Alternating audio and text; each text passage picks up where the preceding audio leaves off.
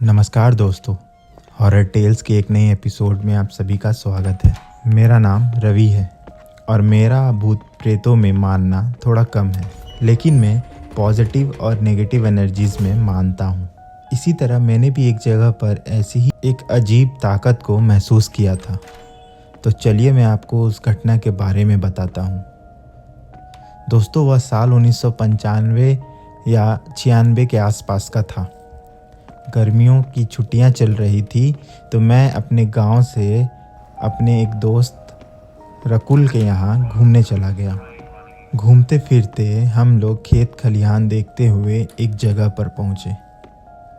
उस जगह पर उनके खेतों के बीचों बीच एक छोटा सा कमरा बना हुआ था। दोपहर की धूप में घूमकर हम बहुत थक चुके थे, इसलिए हम उस मकान के अंदर चले गए। उस मकान के ऊपर लकड़ियों और घास से बनी हुई एक छत थी। अंदर के 2 खाट और सोने का कुछ सामान था। शायद उस मकान को खेतों की रखवाली के लिए बनाया गया था। जब मैं उस घर के अंदर गया तो वह घर काफ़ी ठंडा था। मैंने रकुल से पूछा कि यह घर इतना ठंडा क्यों है, तो उसने कहा कि यहाँ कोई आता जाता नहीं, शायद इसलिए। उस घर में रकुल का एक पहरेदार रहा करता था, जो रात के वक्त उसके खेतों की रखवाली किया करता। लेकिन एक दिन अचानक पूल के पास उसकी लाश मिली। उसे किसने मारा, कैसे मारा या उसने आत्महत्या की, इस बात का आज तक पता नहीं चल पाया।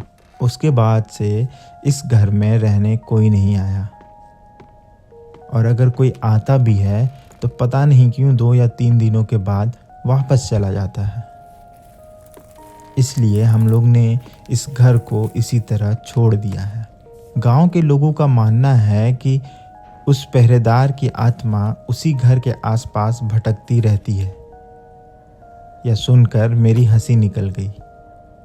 तो मैंने उससे कहा कि अरे ये भूत प्रेत कुछ नहीं होते, सब कुछ खेल है, खेल।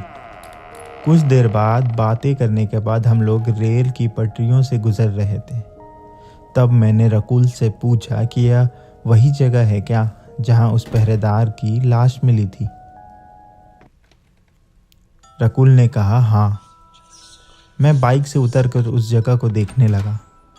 रकुल ने मुझे मना किया कि यहाँ नहीं रुकना चाहिए, गांव का कोई भी इंसान यहाँ नहीं आता जाता। लेकिन मैंने उसकी बात अनसुनी कर उस जगह पर घूमता रहा।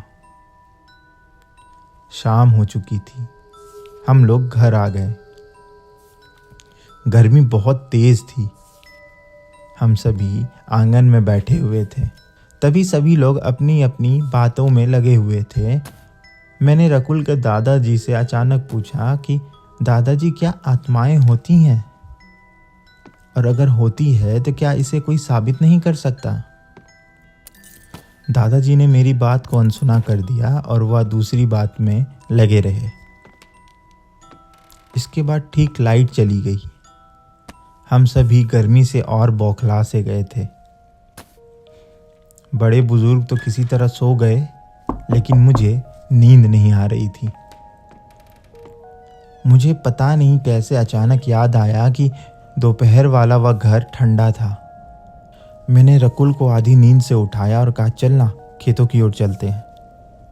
उसने पहले मना किया, लेकिन मेरे ज़बरदस्ती करने के कारण वह मेरे साथ चलने को तैयार हो गया। हम लोग खेत में गए। वहाँ ठंडी ठंडी हवाएं चल रही थी। अब जाकर थोड़ा सुकून मिला कि तभी मैं उस घर के अंदर चला गया। रकुल बाहर से ही मुझे आवाज़ देने लगा, रवि मत जा उसके अंदर, बाहर आ जा। लेकिन मैं उसकी छत पे चढ़कर उस पटरी की ओर देख रहा था। मैंने रकुल से कहा कि भाई आज यहीं सो जाते हैं, कितनी अच्छी जगह है, ठंड भी लग रही है, यहाँ नींद अच्छी आएगी। वैसे भी रकुल आधी नींद में ही था। उसने सोने के लिए मना नहीं किया। वह तुरंत एक कोना पकड़कर सो गया।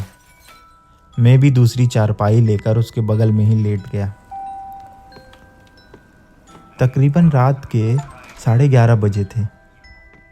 मुझे अचानक से किसी के रोने की आवाज़ आने लगी।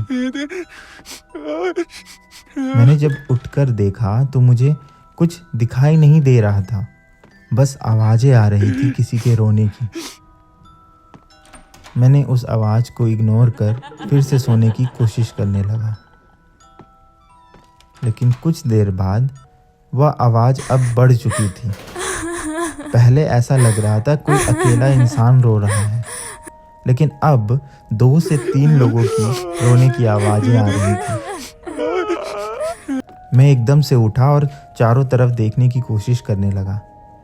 मुझे कुछ भी दिखाई नहीं दिया। दूर रेल की पटरियों की ओर धुंध सा लगा था, लेकिन वहां से कुछ दिखाई नहीं दे रहा था। मैंने अपने जूते पहने और उस तरफ बढ़ गया। मैं जितना उस रेलवे फाटक के पास जा रहा था, वो आवाज़ें उतनी ही ज़्यादा तेज होती जा रही थी। मैं वहां गया तो मैंने देखा कि कुछ लोग वहां रो रहे हैं। मैं एक एक कर सबसे पूछने लगा, अरे भाई साहब, क्यों रो रहे हो, क्या हुआ? अरे बहन जी, क्या हुआ बताइए तो, आप लोग क्यों रो रहे हो? कोई भी जवाब नहीं दे रहा था, बस एक तरफ उंगली कर सभी रो रहे थे। मैं जब उस तरफ बढ़ा तो मैंने जो देखा वह देखकर मेरा शरीर कांप सा गया। वो सभी मेरी लाश पर रो रहे थे। मैंने अपने आप को मरा हुआ देखा। मेरा शरीर ट्रेन की पटरियों पर कटा पड़ा था। यह देखकर मेरे मुंह से आवाज़ तक नहीं निकली, और पता नहीं क्यों मैं भी उन लोगों के साथ रोने लगा। थोड़ी देर बाद रकुल की नींद खुली। उसने मुझे वहां ना पाकर तुरंत उठकर इधर उधर खोजने लगा। उसे शायद मेरे रोने की आवाज़ आ रही थी। वह रेल की पटरियों की तरफ दौड़कर भागा।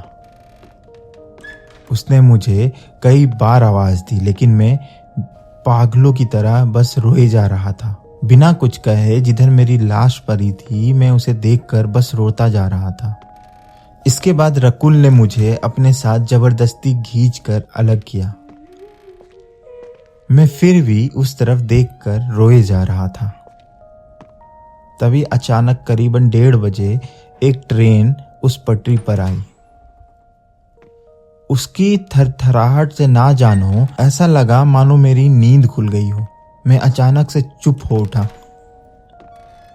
और होश में आ चुका था। रकुल ने मुझे जोर से हग किया और पूछा कि क्या कर रहा था तू? क्या हो गया था तुझे? मैं तुझे कब से आवाज दे रहा था। वो ट्रेन पता है अभी तेरे ऊपर से गुजर जाती। मुझे कुछ समझ नहीं आ रहा था।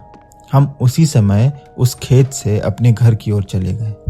चुपचाप घर में जाकर सो गए। सुबह उठकर रकुल ने अपने दादाजी को यह रात की सारी आपबीती सुनाई। दादाजी मेरे पास आए और उन्होंने कहा कि तूने जब मुझसे सवाल पूछा था मैं तभी समझ गया था तो कुछ उल्टा जरूर करेगा, इसलिए मैंने तुझे कुछ नहीं बताया था।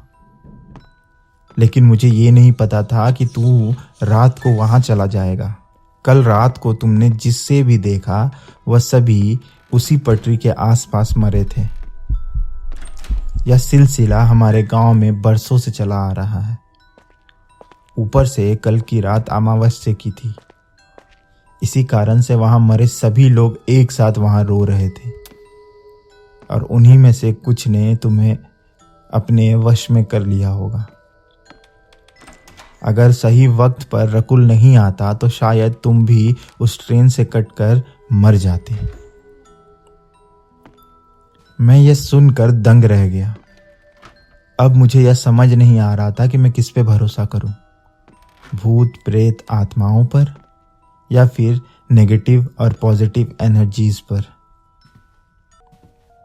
खैर, मैंने तो उस समय भगवान को शुक्रिया अदा किया और इन सब चीजों से दूर रहने का प्रण ले लिया। तो ये थी मेरी आप बीती। आपको यह कहानी कैसी लगी हमें कमेंट करके ज़रूर बताएं।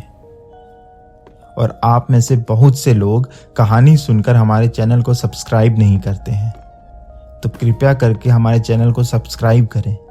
इससे हमें काम करने का और भी हौसला मिलता है। वीडियो को लाइक करना बिल्कुल ना भूलें। धन्यवाद।